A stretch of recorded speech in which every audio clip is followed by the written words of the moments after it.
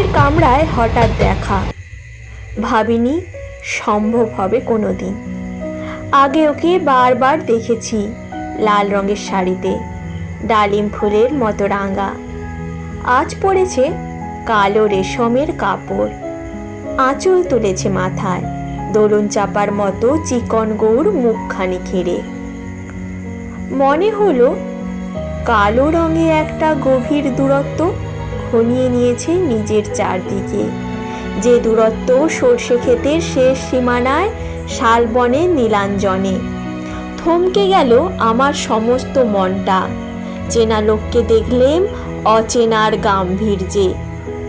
হঠাৎ খবরের কাগজ ফেলে দিয়ে আমাকে করলে নমস্কার। সমাজবিধির পথ গেল খুলে, আলাপ করলাম শুরু। কেমন আছো, কেমন চলছে সংসার ইত্যাদি। সে রইল জানালার বাইরের দিকে চেয়ে, যেন কাছের দিনের ছোঁয়াচে পার হওয়া চাহনিতে।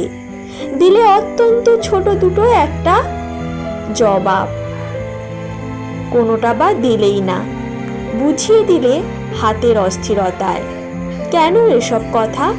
এর চেয়ে অনেক ভালো চুপ করে থাকা। আমি ছিলাম অন্য বেঞ্চিতে ওর সাথীদের সঙ্গে। এক সময় আঙুল নেড়ে জানালে কাছে আসতে, মনে হলো কম সাহস নয়। বসলুম ওর এক বেঞ্চিতে। গাড়ির আওয়াজের আড়ালে বললে মৃদু স্বরে, কিছু মনে করো না, সময় কোথা সময় নষ্ট করবার। আমাকে নামতে হবে পরে স্টেশনে, দূরে যাবে তুমি, দেখা হবে না আর কোনো দিনই।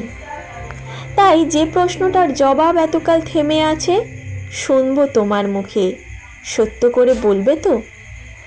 আমি বললেম, বলবো।